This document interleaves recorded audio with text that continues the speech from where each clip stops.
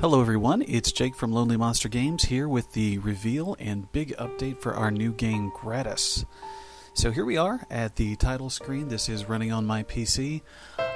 This game will be on PC and Mac, and hopefully we'll be able to port this over to iPad and perhaps Android tablets after we have a full release on PC and Mac. So let's get started. So the first thing that we're looking at here is our title screen. We do have the game menus visible right now. That probably won't be there in the final build, but we are currently seeing those. So a couple things. Let's take a look at the settings menu.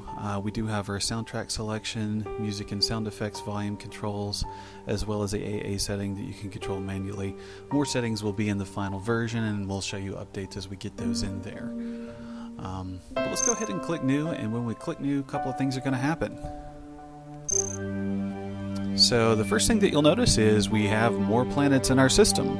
So these planets are going to be randomly generated, randomly named, and then we'll talk a little bit more about some more randomness in just a minute. But so the game screen, this is going to be, at this point, this is what our game screen looks like. This may change in future updates, but this is what we've got so far.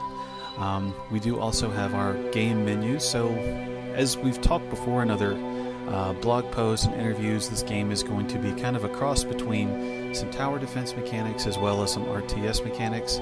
So the first thing that you'll notice is we do have a defense tab, so let's go ahead and click that, and that's going to give us our menu. So we're going to have three primary defense towers or units for the defense gameplay. We're going to have a shield, which will protect your planet, as well as a few other things that we'll show later. We'll also have two offensive towers, a missile tower and a laser tower. And here you can see basically the recipe for what it takes to build these towers.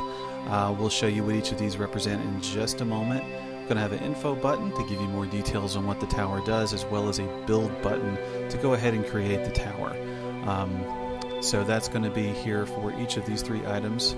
Also, another big part of this game is going to be mining, getting resources from neighboring planets, and that's where the mining menu comes in. So we have a data probe, and what the data probe is going to be for is for sending to these planets that you are not obviously occupying, to get data on what these planets contain, the resources that they have.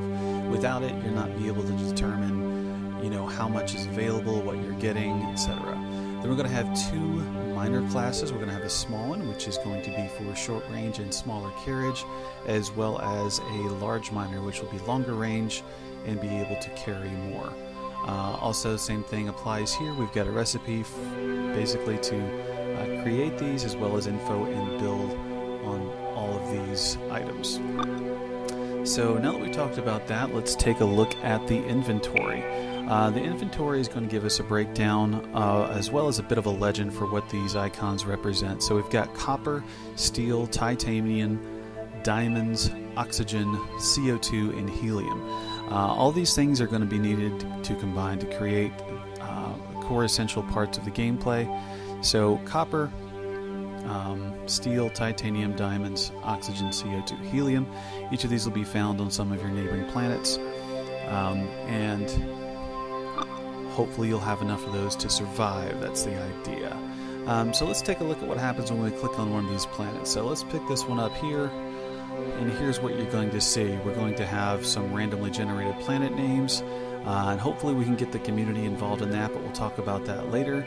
You'll also have a distance. The distance is going to be just a generic number. We're not going to try to assign any real scientific information about how far these planets are.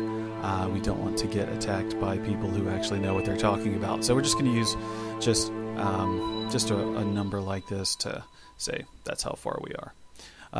We're also going to have a resources list. So in each one of these, we're going to say, okay, well, we've got copper, steel, etc. Some planets may have a little bit of each. Some may have a lot of one and none of the others. And that's all going to be dependent on what is assigned to each planet when the universe is generated. There is going to be a lot of testing needed to make sure this is balanced correctly. And we'll be more on that later, and like I said, hopefully we can get the community involved in that as we progress. The center planet here right now is a model of Earth, which is just a generic model that we have put in here. Our home planet will look different than this. Obviously, we're not playing as Earth in this game, but that is the representation now. That's going to be the hub. Currently, we don't have any options built for this yet, but more will come on that in just a bit. But each of these planets are basically going to make up what you can do within your game screen and in your universe. And as you take a look around, you'll be able to see what you've got to work with.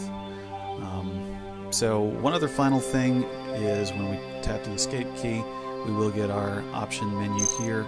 And during gameplay, you can actually change the song that you want to listen to. So if one of these tracks that I've made is getting on your nerves, you can switch it up. You can also just turn the music all the way off if you don't like it or want to play your own music. So there we have it. That's what we're at so far on their game Gratus. We hope you enjoy it, and there will be lots more to come in the future. Enjoy.